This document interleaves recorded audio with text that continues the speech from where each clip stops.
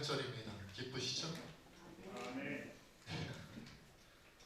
표정만 봐도 여러분들이 진심으로 기뻐하고 감사하는지 아니면 그렇지 않은지가 느껴지는 것 같아요. 마스크를 쓰고 있어도 눈빛에 벌써 보여집니다. 예수님의 십자가 죽음과 부활은 성경 전체, 기독교 전체, 아니 창조 이래로 모든 역사적으로 일어났던 사건 중에서 가장 크고 중요한 사건이 바로 십자가와 부활입니다. 그래서 이것을 정확하게 우리가 이해하고 받아들여야 신앙이라는 게, 기독교 신앙이라는 게 제대로 출발할 수 있고 시작될 수 있어요. 십자가 부활을 받아들이지 못하면 다른 모든 성경의 내용을 다 알고 있고 기억한다 할지라도 신앙생활이 안 됩니다. 신앙생활이 안 돼요. 자, 오늘 보면 우리가 마태복음 28장 18절에서 20절까지 너무나도 잘 아는 말씀 우리 함께 다시 한번 읽어보겠습니다. 시작.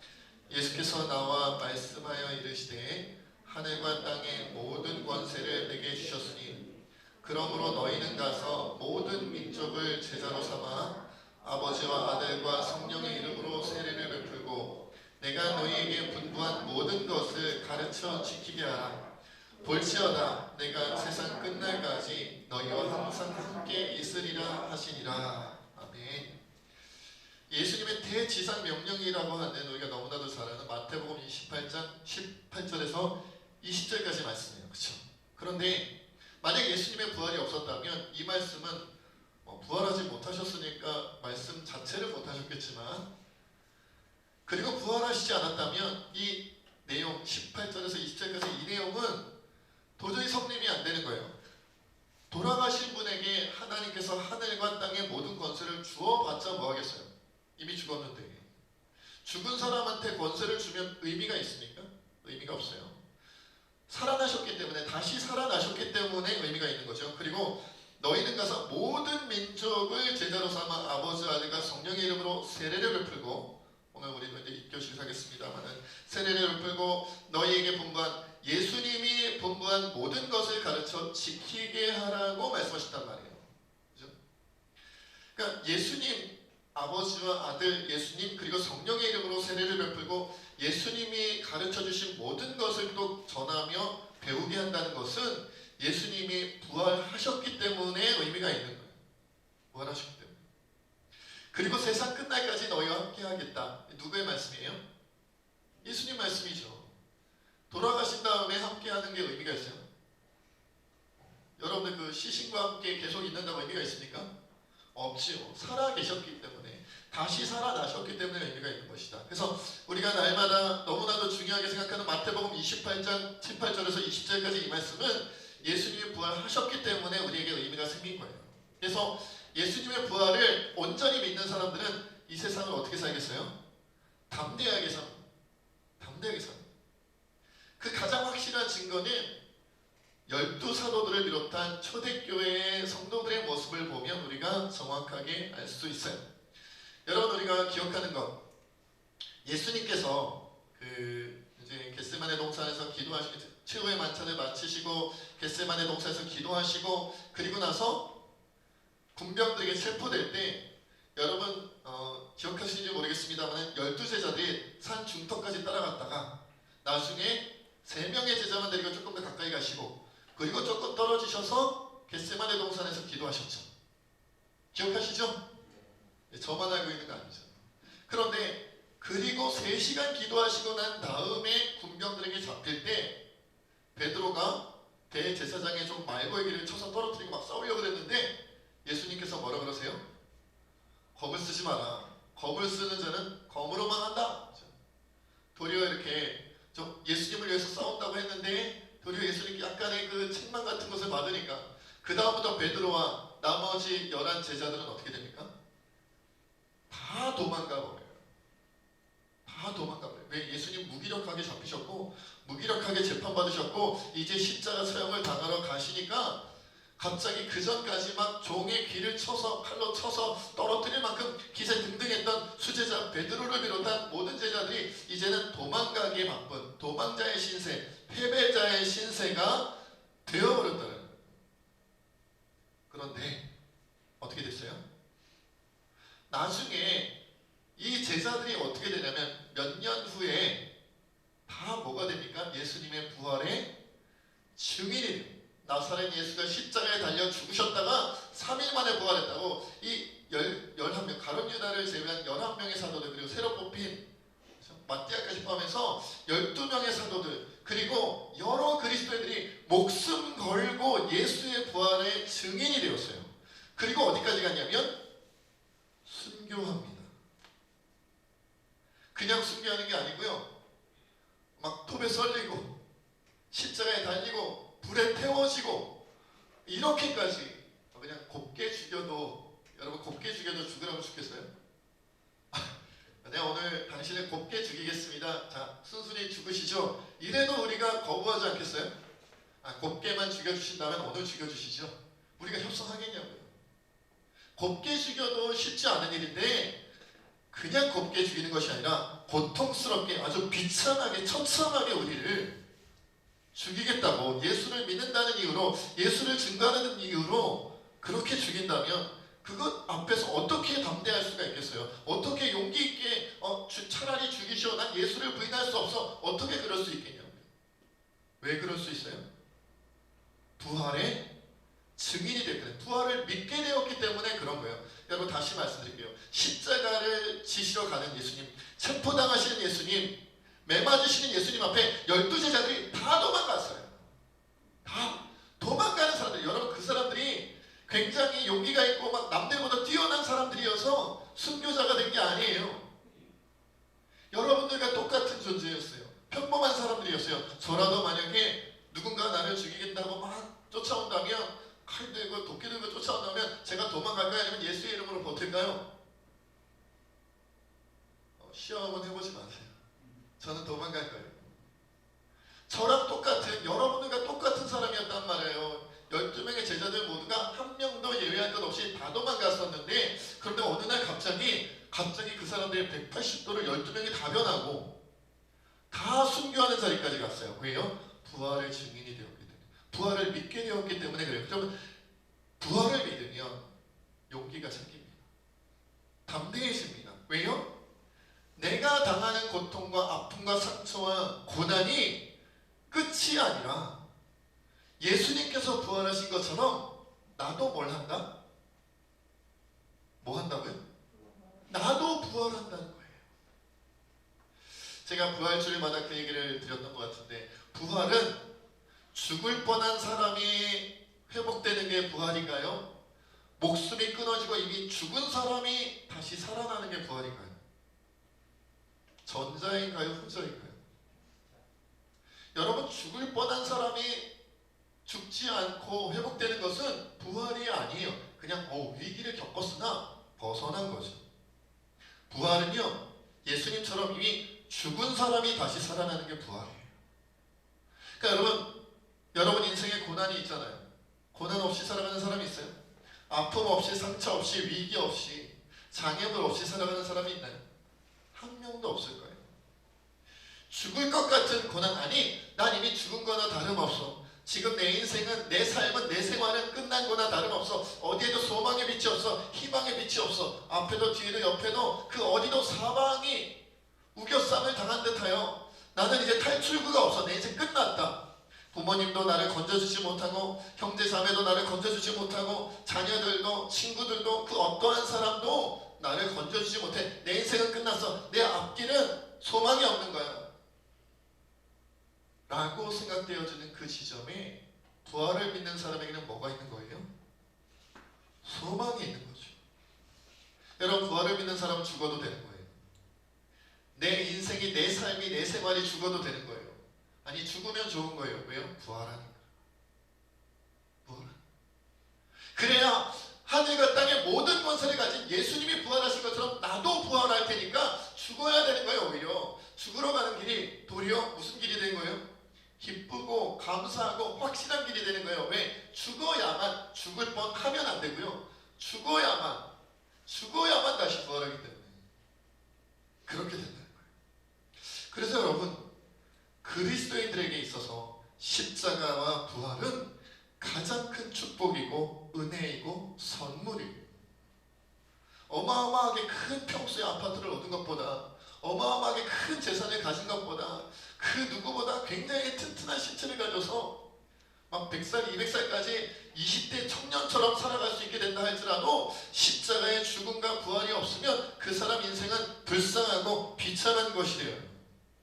이 세상의 모든 최고의 누릴 수 있는 모든 행운과 모든 은혜와 모든 축복을 다 누린다 하여도 예수 그리스도의 십자가 죽음과 부활이 그 사람의 것이 되지 않는다면 이 세상에서 가장 비참한 처참한 인생이 됩니다. 영원히. 그러나 반대로 여러분 만약에 정말 여러분 인생이 비참의 연속이야. 태어났는데 굉장히 못생겼어. 저 말고요. 다 저를 쳐다보시니까 좀 그러네요. 묘하네요.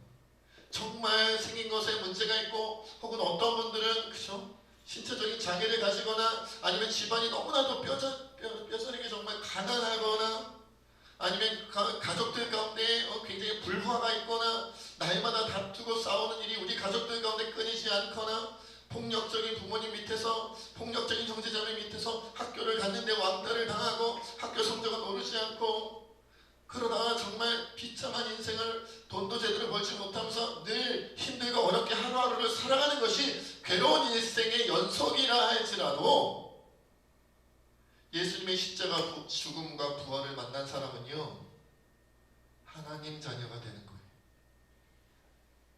그 사람은 다시 살아나는 거예요. 언제까지? 영원히 그러는 거예요. 우리가 너무나도 잘 아는 거짓 나사로 이야기가 우리가 있죠. 부잣집에 빌부터 사는 부자의 상에서 떨어지는 다시 말하면 음식 쓰레기 버리는 음식 쓰레기 주워 먹고 살아. 그 몸도 성하지 못하고 그거 먹고 어떻게 몸이 성하겠어요. 몸이 성하지 못하고 여기저기 상처가 나고 헐어서 그 헐어 있는 것을 길거리 지나다니는 잘 키워진 애완견도 아닌 반려견도 아닌 길거리 지나다니는 개들이 그 헌데를 상처를 핥아먹는 그렇게 비참하게 살던 나사로가 죽은 후에 아브라함의 품에 하나님 아버지의 그 귀한 하나님 나라의 그 품에 안기니까 어떻게 돼요? 천국 백성이 되잖아요. 부자는 어떻게 되었어요? 지옥불에 떨어져. 서로 볼 수는 있는데 건너가지는 못하고 아브라함이요 그 나사로에게 그 물 한 방울 찍어서 내 혀에 한 방울만 되게 해달라고 너무 뜨겁다고 그렇게 부탁하는데 뭐라 그래요? 냉정하게 건너갈 수 없느니라.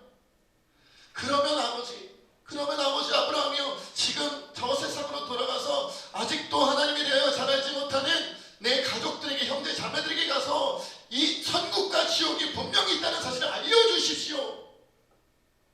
다시 나사로 가서 살아난 모습을 보여준다면 그들이 믿을 것입니다. 아니다. 그렇지 않다는 거예요. 다시 살아 돌아가는 사람이 있다 할지라도 말씀으로 믿지 아니하면 받아들이지 않는다.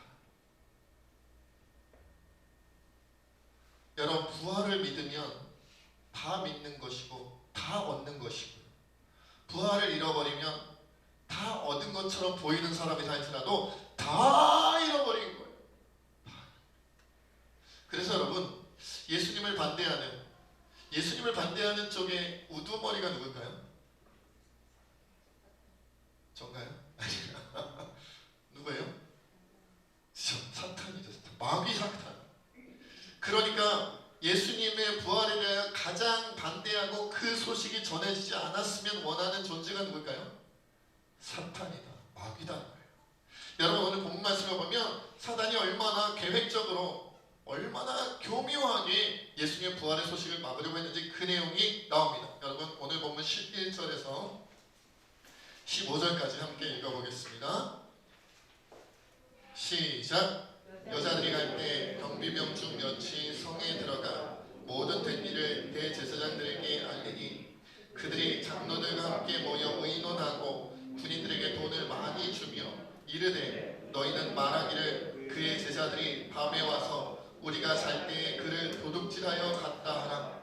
만일 이 말이 총독에게 들리면 우리가 권하여 너희로 근심하지 않게 하리라 하니 군인들이 돈을 받고 가르친 대로 하였으니 이 말이 오늘날까지 유대인 가운데 두루 퍼지니라. 여러분 뭐라 그래요? 예수님이 십자가에 돌아가시고 나서 그 무덤을 지켰던 경비병들이 있었는데, 그 경비병들은 주일 새벽에 예수님 부활하시는 걸 본 사람들이에요? 못 본 사람들이에요? 본 사람들. 여러분, 예수님 부활하신 것을 눈으로 직접 목격한 건 이 경비병들밖에 없어요. 여러분, 12제자가 본 거 아니에요. 베드로가 본 거 아니에요. 야고보, 요한이 본 거 아니에요. 아무도 못 봤어요. 제자들도 사도들도 못 봤는데, 마리아가 본 건 아니에요. 아무도 못 봤는데 경비병들은 봤어요. 네, 의문이 계시. 천사들이 나타난 거 봤단 말이에요. 예수님의 부활의 장면을 눈으로 목격한 사람들. 그런데 어떻게 돼요? 그들이 이 소식을 들은 대제사장들이 와서 돈을 주고 매수를 했어요. 돈을 줄 테니 이 부활의 소식이 가짜라고 전해라. 예수의 제자란 자들이 와서 예수의 시체를 훔쳐가지고 도망간 후에, 시체를 없앤 후에 부활했다고 거짓말한 것이라고, 거짓 소식을 전한 거라고 너희들이 그렇게 증언해라 라고 말한 거예요. 그리고 여러분, 경비병들이 지키고 있었는데 만약 제자들이 왔는데 시체를 뺏겼다면 경비병들은 어떻게 된 거예요? 제대로 지키지 못하고 잠을 잤거나 아니면 딴짓하고 있다가 뺏긴 거 아니겠어요? 당시에 이렇게 무덤을 지키다가 경비를 하다가 제대로 지키지 못하면 사형을 당할 수도 있었대요. 목숨이 달아날 수 있는 거예요. 그러니까 대제사장들이 뭐라고 안심시켜요? 걱정하지 마라. 오늘 본문에 보니까 14절에 이 말이 총독에게 들리면 너희가 근심하지 않게 우리가 다 처리해 놓을게. 걱정하지 마. 돈 받고 입 닫아. 거짓말을 퍼뜨려 라고 얘기한 거예요. 왜? 예수의 부활이 전해지면 사탄과 악한 무리는 감당할 수가 없어요. 그러니까 그런 거예요. 그런데 여러분, 그랬구나, 그런 일들이 있었구나, 이게 끝이 아니에요. 여러분 한번 찾아볼게요. 마태복음 27장 바로 앞장이죠. 27장 62절에서 66절까지. 마태복음 27장 62절에서 66절도 한번 읽어볼게요. 함께 읽습니다. 시작. 그 이튿날은 준비일 다음 날이라. 대제사장들과 바리새인들이 함께 빌라도에게 모여 이르되, 주여, 저 속이던 자가 살아있을 때에 말하되 내가 사흘 후에 다시 살아나리라 한 것을 우리가 기억하노니, 그러므로 명령하여 그 무덤을 사흘까지 굳게 지키게 하소서. 그의 제자들이 와서 시체를 도둑질하여 가고 백성에게 말하되 그가 죽은 자 가운데서 살아났다 하면 후의 속임이 전보다 더 클까 하나이다 하니, 빌라도가 이르되 너희에게 경비병이 있으니 가서 힘대로 굳게 지키라 하거늘, 그들이 경비병과 함께 가서 돌을 인봉하고 무덤을 굳게 지키니라. 여러분, 원래 무덤을 지키던 경비병이 있었던 것이 아니에요. 원래는 굳이, 시체를 뭐하러 지켜요? 죽었는데. 그러니까 지킬 리가 없는데 대제사장들과 바리새인, 정말 또 바리새인이야? 바리새 싫어서 이렇게 자꾸 막 이렇게 돌아다니나 봐요. 대제사장들과 바리새인들이 빌라도한테 가가지고 3일 후에 살아난다고, 저 속이는 자 예수라는 작자가 자기는 죽었다가 3일 만에 살아난다고 거짓 증언을 하고 다녔으니 3일 동안 경비병들이 지키게 해야 됩니다. 안 그러면 시체 훔쳐간 후에 살아났다고 거짓말할 겁니다. 그래서 빌라도가 그럼 너희가 경비병 세워. 그래서 세운 거예요. 그러니까 여기 서 있는 경비병들은요, 대제사장과 바리새인들이 뽑아서 세운 경비병들이에요. 그러니 그들이 느슨하게 경비를 서다가 잠을 잤거나 느슨하게 경비를 섰다가 시체를 뺏길 일이 있었겠어요? 그럴 일이 없는 사람들이다. 여러분, 사단이 이렇게 철저하다. 악한 무리가 이렇게 철저하다. 왜냐? 예수 그리스도의 부활을 믿게 되면 그리스도인의 삶이 달라지니까, 그 믿음이 달라지니까, 그 인생이 달라지니까, 그들의 신앙의 힘이 달라지니까, 막을 수가 없게 되니까, 죽음으로도 예수님을 믿는 자들, 그 부활을 믿는 자들 막을 수 없게 되니까, 목숨을 걸고 부활을 증거할 테니까, 목숨을 걸고 예수님의 사람이 될 테니까 막을 수 없게 되니까, 이렇게라도 거짓말을 해서라도 막아야겠다는 거예요.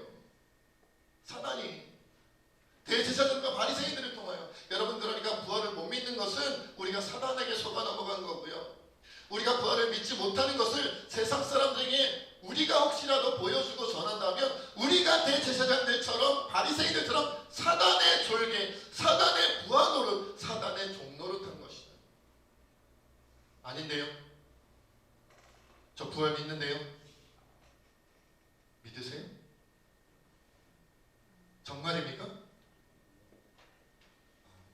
제가 보니까 여기 계신 분들이 딱 두 분만 믿으시고 대답하는 소리를 보니까 여러분 믿는다면 우리는 용기 있게 담대하게 살 수 있어요. 믿는다면 걱정하거나 염려하거나 두려워하거나 무서워하면서 살지 않을 수가 있어요. 부활을 믿는데 죽어도 되는 사람이 되는 거예요. 나는 죽어도 돼. 아니, 죽으면 더 좋아. 마태복음에 여러분 말씀하신 것처럼 예수님께서 마지막 예루살렘을 가면서 뭐라 그랬어요? 나를 믿는 자는, 누구든지 나를 따라오려거든 자기를 부인하고, 자기를 부인하는 것은 자기 목숨을 내놓으라는 얘기예요. 자기 인생을 내놓으라는 거예요. 자기를 부인하고 자기 십자가를 지고 나를 쫓을 것이니라.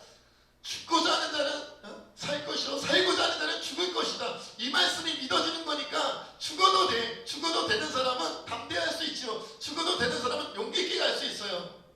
왜? 죽어도 부활할 것이 뻔하니까, 그것을 믿으니까, 그것을 받아들였으니까. 예수님이 그랬던 것처럼 나도 그럴 테니까요. 그런데 하루하루를 살면서 내가 실패할까봐, 내가 실수할까봐, 내가 사람들 앞에 뭔가 책 잡히거나 사람들에게 뭔가 잘못을 잡힐까봐, 내가 뭔가 흠 잡히고 티를 잡혀서 사람들이 나를 비난하거나 나를 실패했다고 하거나 나를 좌절시킬 만한 그런 길로 가게 될까봐 내 마음이 두렵고 내 마음이 무섭고, 그래서 내일은 또 어떻게 살아가지, 이 고난과 아픔의 길은 어떻게 벗어나지, 이 거대한 장애물을 어떻게 넘어가지, 사람들이 나를 뭐라고 할까, 아니 나는 내 자신에게 어떻게 만족할 수 있을까, 내가 내 자신에게 실망하지는 않을까, 이런 염려와 두려움으로 살아가는 이유는 뭐냐면 죽고 싶지 않다는 거예요. 왜? 부활이 덜 믿어지는 거예요. 부활이 덜 믿어지는 거예요.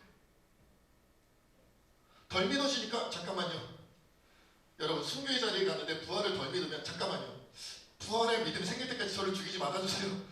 죽였다가 부활 없으면 난 끝장이잖아요. 이러지 않겠냐고요. 여러분 인생의 장애물을 만났을 때, 여러분 인생의 위기를 만났을 때, 여러분 인생의 고난을 만났을 때 부활을 덜 믿게 되면요, 잠깐만요, 아직 이 장애물을 내가 넘어갈 만한 믿음이 없어요 하나님. 아직은 이 위기를 넘어갈 만한 믿음이 없어요 하나님. 부활이 아직은 안 믿겨져요. 지금 죽이시면 안 돼요 라고 버티지 않겠냐고요.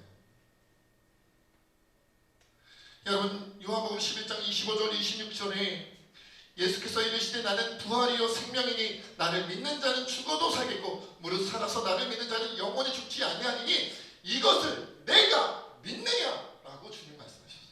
믿느냐? 부활한다 믿느냐? 나를 믿는 자는 죽어도 살겠고 무릇 살아 나를 믿는 자는 영원히 죽지 않는다. 이것을 네가 믿느냐? 요한복음 16장 33절에 이것을 너희에게 이른 것은 너희로 내 안에서 평안을 누리게 하려 함이라. 세상에서는 너희가 환난을 당하나 담대하라. 담대하라. 내가 세상을 이겼노라. 환난이 온다고요. 자, 이제 예수님 믿으니까 환난이 안 와요 이제. 그가 아니라 환난은 와. 예수님이 말씀하셨어요. 환난은 올 거야. 아픔이 올 거야. 괴로운 일이 올 거야. 고통스러운 일이 올 거야. 오는데 담대해. 그리고 평안해. 왜?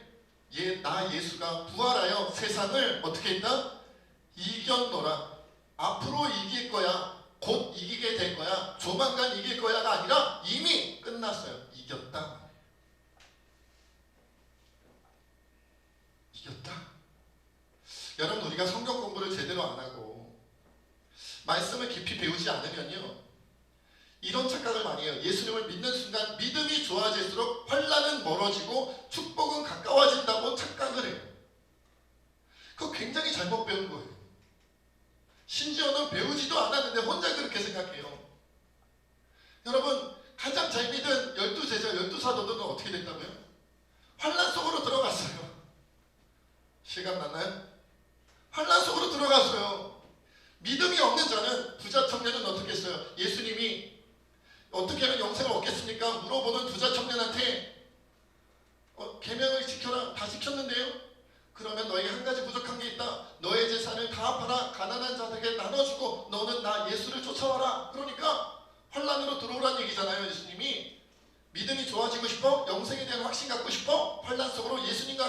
환란 속으로 들어와, 십자가로 들어와. 그러니까 들어갔어요?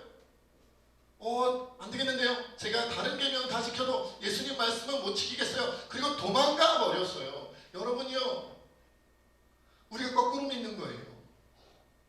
반대로 믿는 거예요.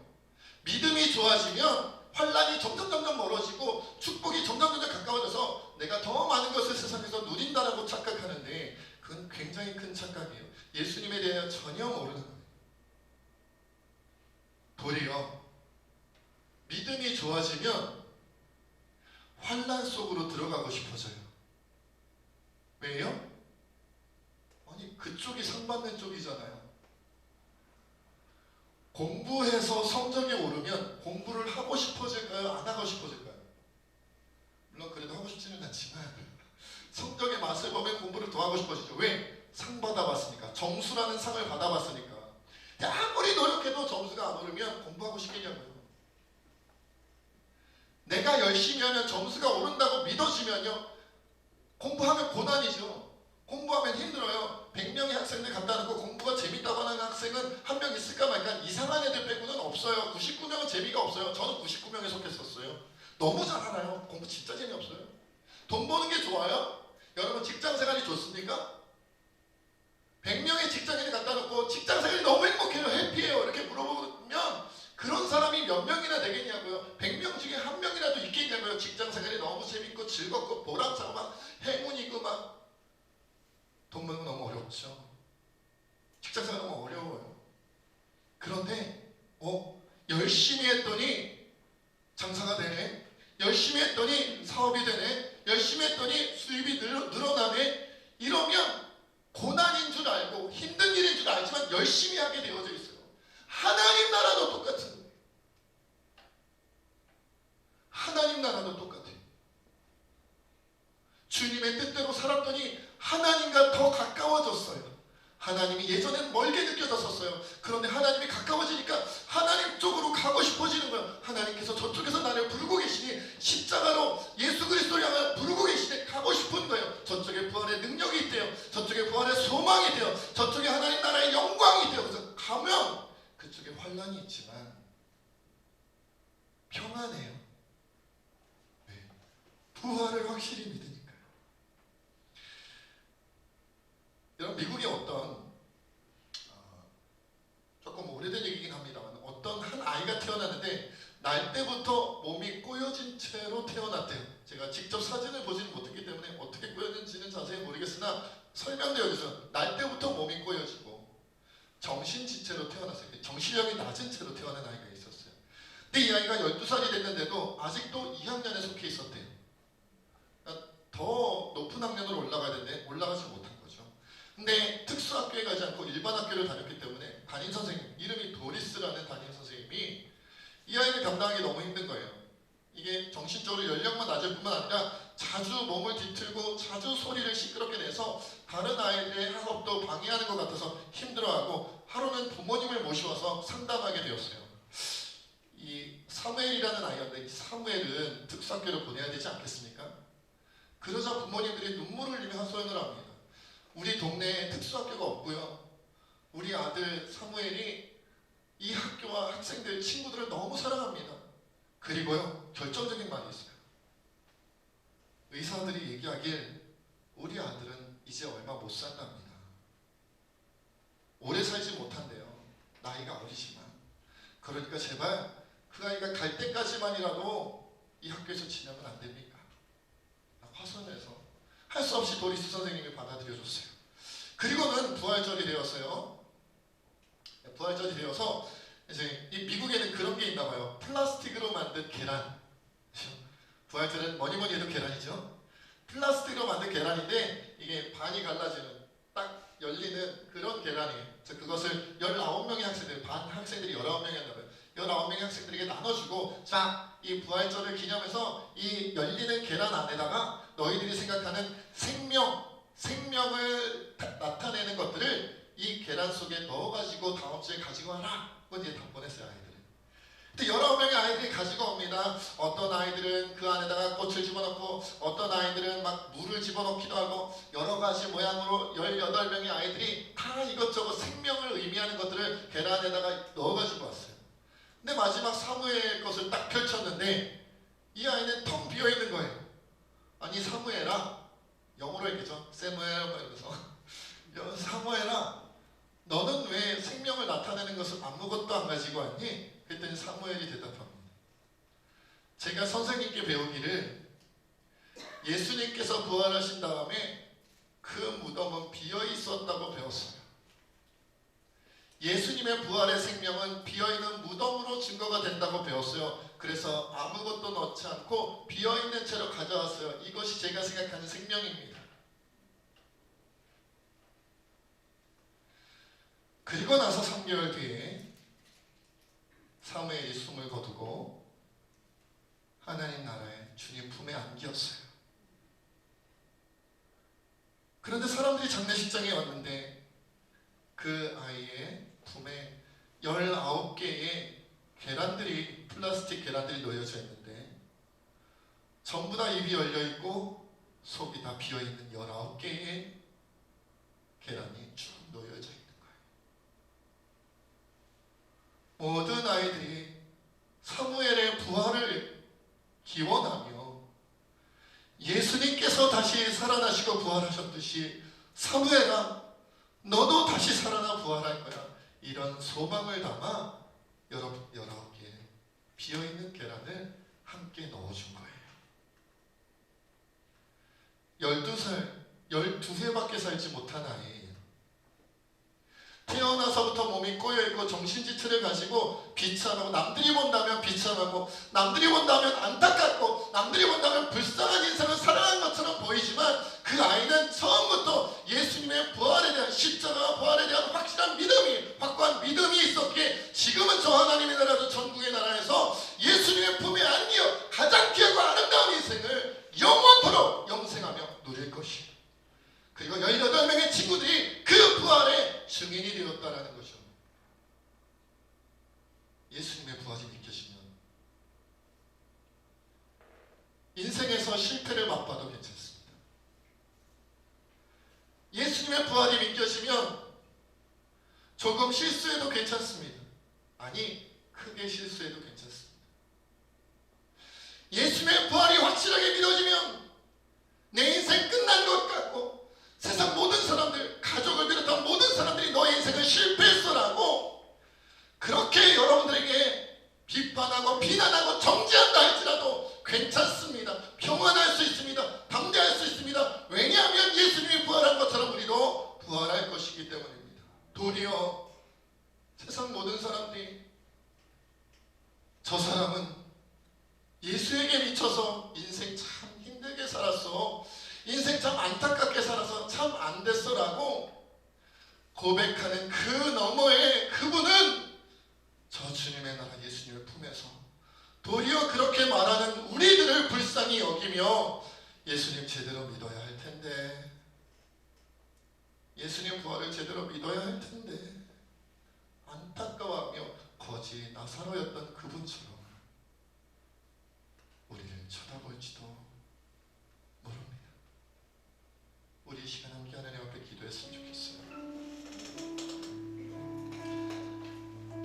아직도 삶 속에 내가 두려운 일, 무서운 일, 염려하고 걱정하고 괴로워하는 일이 있다면, 내 삶에 실망스럽고 절망스러운 일이 있다면, 나의 모습에 너무나도 실망하여 고통스러운 부분이 있다면, 주님, 이제는 내가 예수 그리스도의 십자가 죽음과 같이 그 모든 아픔과 상처를 십자가에 묻어버리고 예수님의 부활의 소망으로 일어나신 것처럼 내 인생도 부활하여 일어나게 하여 주시옵소서. 담대하게 승리를 선포하며 기뻐하며 감사하게 살아가게 하여 주시옵소서. 우리 함께 고백하며 기도하겠습니다.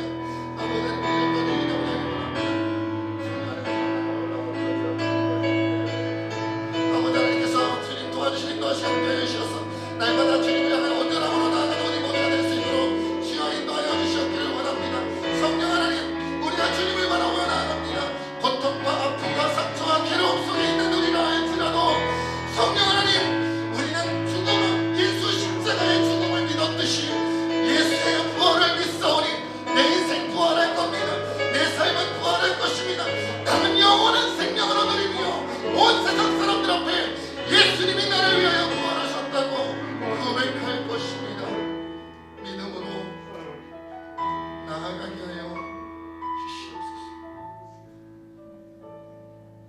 하나님 오늘도 귀한 말씀 주신 것 감사합니다. 지금까지 부활을 믿는 줄 알았는데 아직도 내가 살아가면서 아파하고 괴로워하고 고통스러워하고 두려워하고 무서워하는 거 보니까 아직 내가 예수님의 부활을 덜 믿는 것 같습니다. 용서하여 주시옵소서. 거시 나사로처럼 12사도들처럼 부활이 믿겨져서 때로는 세상에서 실패하고 실수하고 고난 속에 좌절할 만한 일이 있다 할지라도 장애물 앞에 넘어져 쓰러져 있다 할지라도 담대하며 평안을 누리며 나는 예수님이 살아나셨으니 나도 살아날 거야. 그 살아남은 다시 죽는 살아남이 아니라 영원토록 죽지 아니하는 영원한 생명을 누리는 영광의 부활이야 라고 담대하게 선포하며 살아갈 수 있도록 인도하여 주시옵소서. 세상 모든 사람들이 나를 이해하지 못하고 손가락질하며 나를 비난한다 할지라도 도리어 그들을 불쌍히 여기며 기도할 수 있도록 인도하여 주시옵소서. 모든 것 주님께 맡겼고 감사하며 우리 주 예수님의 이름으로